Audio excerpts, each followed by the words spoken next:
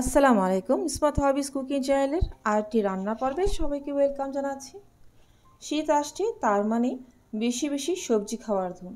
আর সেই সাথে শাক যেন অনেক পছন্দ সবার।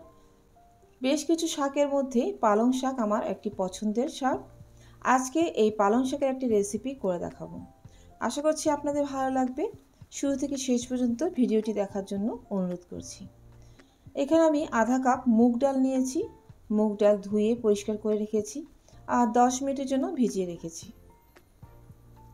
10 মিনিট পরে এই মুগ ডালের পানিগুলো আমি ঝরিয়ে নেব।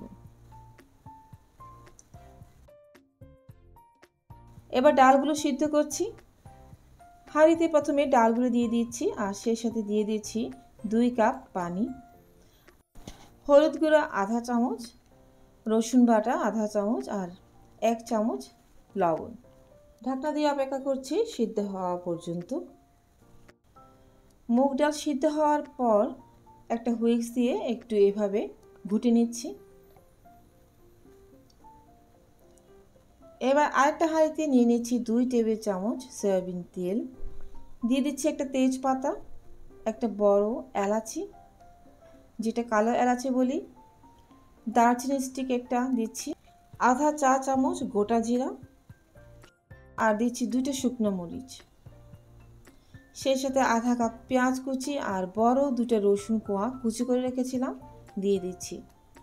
হালকা একটু ব্রাউন কালার হয়ে আসলেই এখানে আমি পালং শাক দিয়ে দিচ্ছি 2 কাপ। এই শাকগুলো আমি আগেই কুচি করে রেখেছিলাম। যে পরিমাণ ডাল নিয়েছি তাতে 3 কাপ পালং শাক দিতে পারবেন।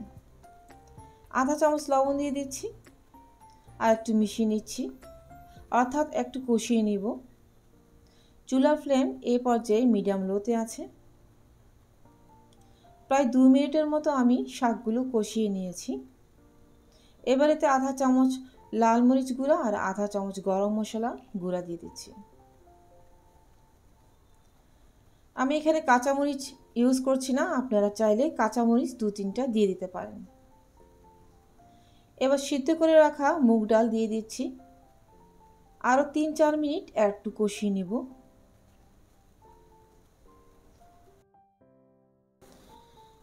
এই রান্নাটি বেশি পরিমাণে করতে চাইলে সব কিছু উপকরণ দ্বিগুণ করে দিলেই চলবে। ডেসক্রিপশনে আমি লিখে দিচ্ছি উপকরণ, আপনারা দেখে নিতে পারেন। এবার পাশের চুলায় 2 কাপের মতো পানি আমি গরম হতে দিয়েছিলাম, সেই গরম পানিগুলো দিয়ে দিচ্ছি। এখানে ঠান্ডা পানিটা দিবেন না, গরম পানি দিবেন। 2-3টা বলক আসা পর্যন্ত অপেক্ষা করছি।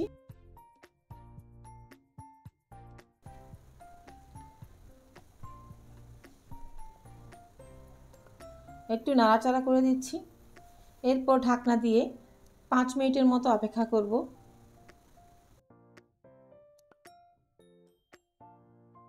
চলুন পরিবেশনে চলে যাচ্ছি।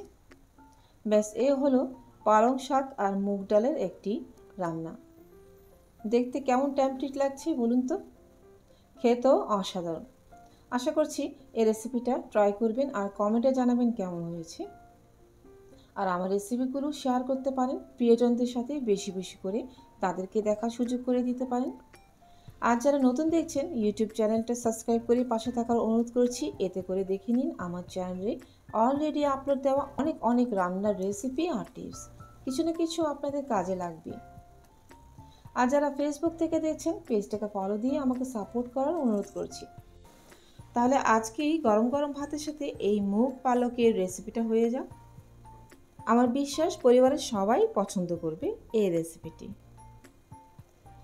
বিদায় নিচ্ছি ইনশাল্লাহ নতুন কিছু নিয়ে। খুব তাড়াতাড়ি আবারও দেখা হবে। ভালো থাকবেন সবাই আর আমার জন্য দোয়া করবেন। আল্লাহ হাফেজ।